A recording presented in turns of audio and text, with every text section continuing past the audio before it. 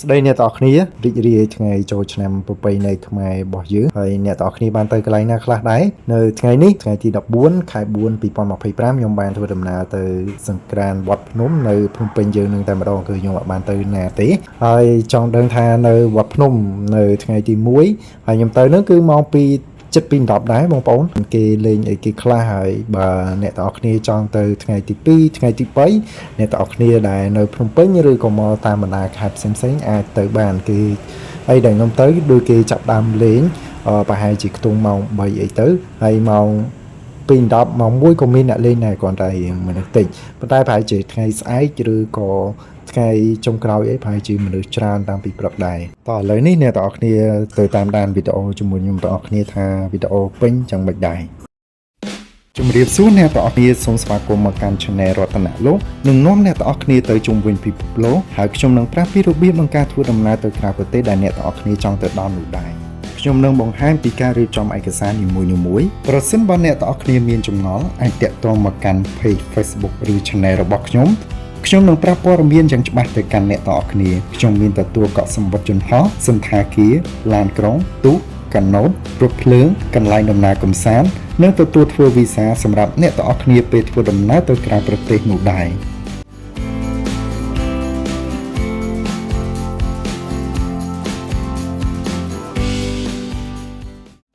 នៅថ្ងៃទី1ជាថ្ងៃចូលឆ្នាំប្រពៃណីខ្មែររបស់យើងខ្ញុំក៏អត់បានទៅណាទេក៏ខ្ញុំធ្វើដំណើរទៅលេងនៅវត្តភ្នំចង់ដឹងថានៅវត្តភ្នំគេលេងអីសប្បាយខ្លះព្រោះដោយសារគេលេងប្រហែលថ្ងៃមុនមកហើយឃើញតាមរយៈ Facebook អីចឹងក៏ធ្វើដំណើរទៅលេងដែរសូម្បីតែកាភ្លើងបងប្អូនឲ្យចូលទៅតាមជាមួយដាក់ទឹកដាក់អីបណ្ដៃដាក់នៅក្នុងខែបម៉ូតូហើយម៉ូតូក៏ខ្ញុំបានដាក់ផ្ញើនៅសាសូយ៉ាឡើយធ្វើដំណើរពីសាសូយ៉ានោះប្រហែលជាខ្ទង់20នាទីអីទេដល់វត្តភ្នំហើយឥឡូវដើរបានរៀងពាក់កណ្ដាលផ្លូវអីបងប្អូនហើយឃើញពួកគាត់បានលក់អីនៅតាមផ្លូវច្រើនអញ្ចឹងបើអ្នកទាំងអស់គ្នាអត់មានម្សៅអត់មានកាភ្លើងបាញ់ទឹកអត់មានប្រដាប់ការពារអីទេចាំតែទិញនៅកន្លែងទៅគេមានលក់នៅតាមដងផ្លូវផ្សេងៗដែរបាទឃើញគេធ្វើដូចជារោងផ្លូវចូលអីមើលទៅតំណងដែរបាទមានខ្លោងទ្វារដាក់ឈ្មោះសុស្ដីចូលឆ្នាំខ្មែរអញ្ចឹងដាក់នៅតាមដងផ្លូវតើឥឡូវនេះចូលទៅជាមួយខ្ញុំទាំងអស់គ្នាចង់ដឹងនៅវត្តភ្នំគេតុបតែងអីស្អាតខ្លះគេមានលក់អីវ៉ាន់អីគេខ្លះឬក៏មានការលេងល្បែងប្រជាប្រិយអ្វី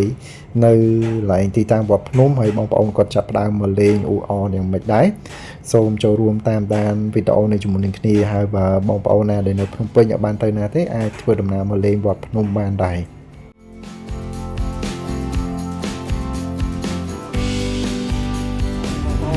គេតំណែង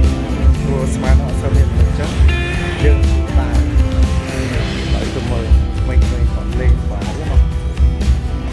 ស្មានអត់សូវមានព្រោះអត់បានលេង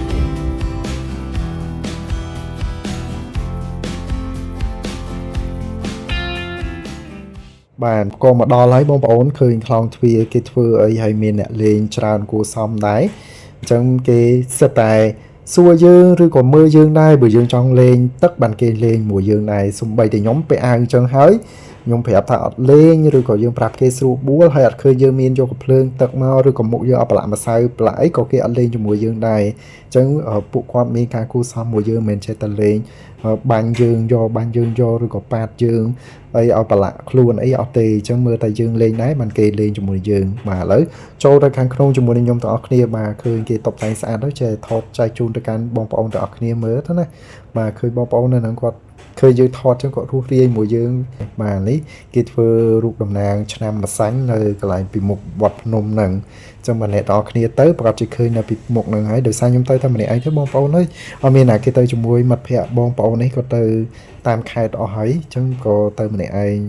មើលរឿងឡើងអស់រឿងមើលអីចឹងក៏ទៅមើលឲ្យចូលរួមសកម្មភាពមួយពួកគាត់ចង់ដឹងថានៅហ្នឹងគាត់លេងសប្បាយអីគេខ្លះដែរបាទអញ្ចឹងអ្នកទាំងអស់គ្នាបានឃើញអីដែលខ្ញុំបានបង្ហាញទៅកាន់អ្នកទាំងអស់គ្នាហើយតិចទៀតយើងនឹងទៅមើលថាកន្លែងគេមានលក់អីញ៉ាំអីគេខ្លះដែរចឹងតោះឥឡូវសូមធ្វើដំណើរទៅជាមួយខ្ញុំទាំងអស់គ្នាថាតើគេធ្វើអីបន្ថែមទៀតហើយកន្លែងហ្នឹងវាស្អាតយ៉ាងម៉េចសូមធ្វើដំណើរជាមួយខ្ញុំ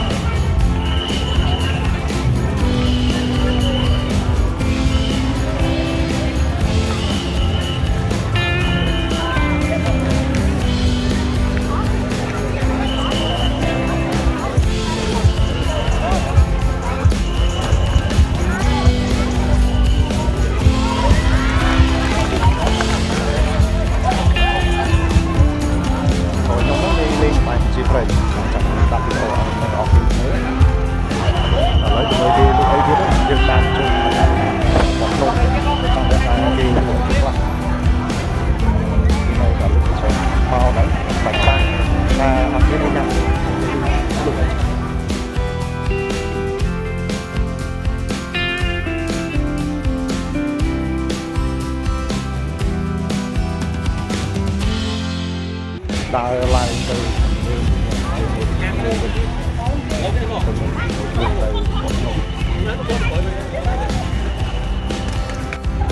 សំបីនៅខាងលើក៏មានដាក់អីតាំងដែរកំប៉ាំង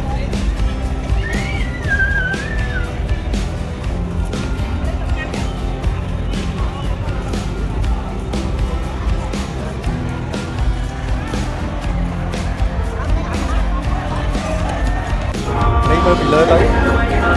បងប្អូនគិតថាប៉ុណ្ណឹងមានច្រើនប្រមាណដែរតែនេះនៅដល់ពេលថ្ងៃទៅនេះមិនច្រើនពេលបាយទៅដល់3ទៅក៏មានឡើងទៅពេលជាចាប់បានថាលើនៅតាមខាងលើហើយលើមានបបាយមួយផ្សេងទៀតព្រោះថ្ងៃនេះជាថ្ងៃចូលឆ្នាំខ្ញុំចាក់ចឹងជាចូលឆ្នាំថ្ងៃទី1គឺឡើងដល់ខាងលើមានវត្តមួយចឹងគេចង់សុំអរស្រាប់គេឡើងទៅឡើងចុះពេលគឺអត់សូវមានតែមាន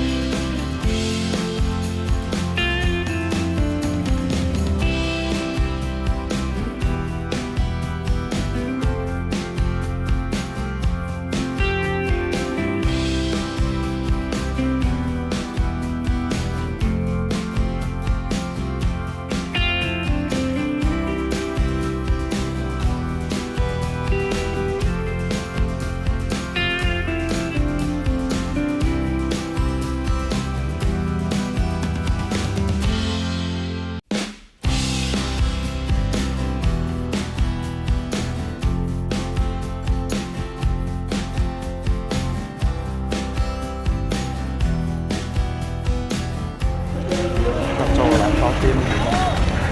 bạn khảo tiên nó sáng vừa lối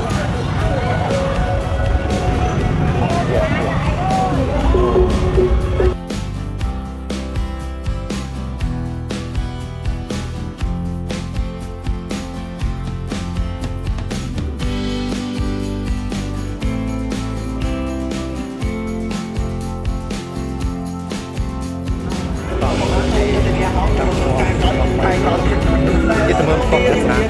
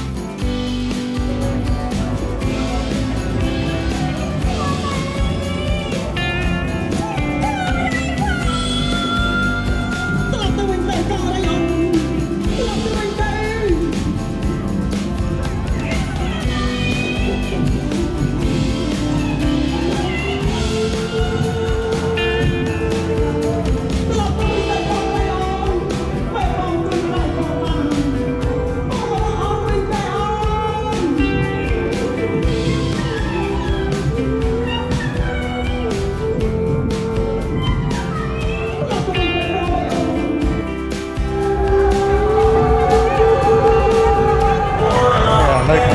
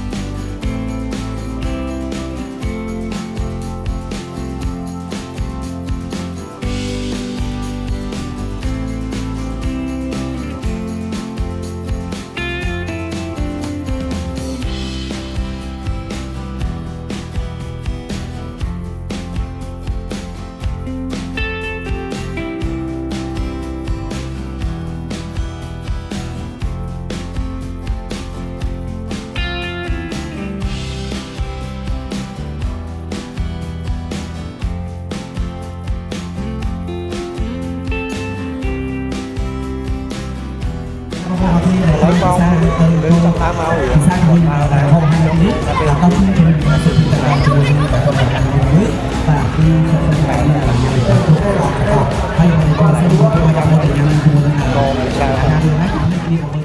សម្រាប់វីដេអូនៅវត្តភ្នំនេះតែប៉ុណ្្នឹងទេចែកជូនទៅកាន់អ្នកទាំងអស់គ្នាឥឡូវនេះយើងនឹងធ្វើដំណើរទៅពីមុខវាំងជាមួយខ្ញុំទាំងអស់គ្នាដែរ